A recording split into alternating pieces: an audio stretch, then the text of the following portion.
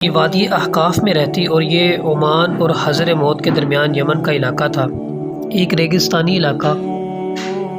حضرت ہود علیہ السلام نے بھی دیگر انبیاء علیہم السلام کی طرح عبادت کرنے، اللہ تبارک و تعالیٰ کا شریک نہ ٹھہرانے اور عذاب سے ڈرانے کے حوالے سے سارے معاملات کیے، تو وہاں کے سردار بھی دیگر قوموں کی طرح انکار کرنے لگے۔ حضرت ہود علیہ السلام نے اللہ عز و جل کے احسان یاد کرائے کہ اللہ تبارک و تعالیٰ نے تمہیں قوم نوح کا جانشین بنایا۔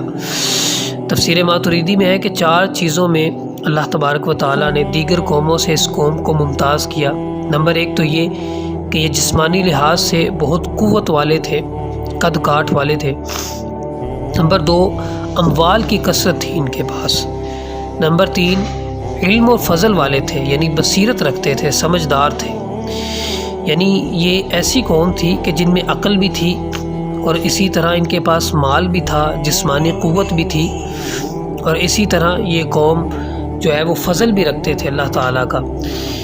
سورہ اعراف کی 65 تا 73 نمبر آیت، جبکہ سورہ ہود کی 50 تا 60 نمبر آیات ان کے حالات پر مشتمل ہے۔ یہ قوم جب باز نہ آئی تو اللہ تبارک و تعالیٰ نے انہیں قحط میں مبتلا کر دیا۔ پہلے 3 سال بارش نہ ہوئی تو یہ دعا کے لیے مکہ مکرمہ گئے تاکہ وہاں جا کر دعا کر سکیں، لیکن وہاں جا کر بھی عیش و آرام میں پڑ گئے۔ مکہ والوں نے ان کی دعوت کی اور 1 ماہ بعد انہیں یاد آیا کہ ہم تو دعا کے لیے آئے تھے اپنی قوم کے لیے، تو انہوں نے پھر آگے بڑھ کر دعا کی تو انہیں 3 بادل نظر آئے، سفید، سرخ اور سیاہ رنگ کے۔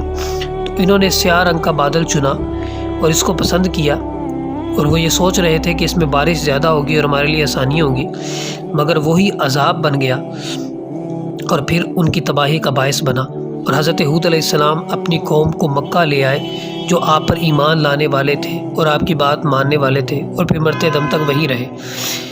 اس واقعے سے بھی ہمیں پتہ چلا کہ جو اللہ کی نافرمانی کرے، اس کے نبی کی بات نہ مانے، اس کے احکامات کی پیروی نہ کرے، تو پھر ایک وقت آتا ہے کہ جیسے بھی وہ عیش و آرام میں زندگی گزارے، لیکن اللہ تعالیٰ کا عذاب اسے آ لیتا ہے۔ ہمیں بھی اپنی زندگی کے معاملات میں دیکھنا چاہیے کہ کیا میں جب ہاتھ اٹھاتا ہوں تو میرے رب نے اس کے بارے میں کیا حکم دیا ہے، میں جب اپنی نگاہ کو اٹھاتا ہوں میرے رب نے اس کے بارے میں حکم کیا دیا ہے، کیا میرے قدم اللہ کی فرما برداری میں چلتے ہیں، کیا میرا دل اللہ کی یاد کی طرف رہتا ہے۔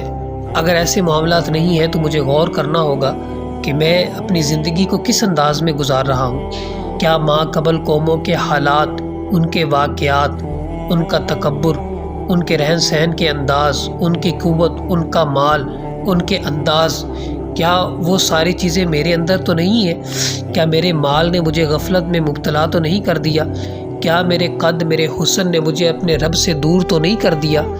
کیا ایسا تو نہیں ہے کہ میں اتنا زیادہ قوت رکھنے کے باوجود، اتنی زیادہ قوت رکھنے کے باوجود جسمانی، میں پھر بھی اپنے رب سے دور ہوتا چلا جاؤں؟ یقیناً مجھے اس حوالے سے سوچنا ہوگا، اور مجھے یہ اللہ تبارک و تعالیٰ کے احکامات کی فرما برداری میں زندگی گزارنی ہوگی، وگرنہ جس طرح پچھلی قوموں کے عبرت ناک انجام ہوئے، کہیں میں بھی اس چیز میں نہ پھنس جاؤں۔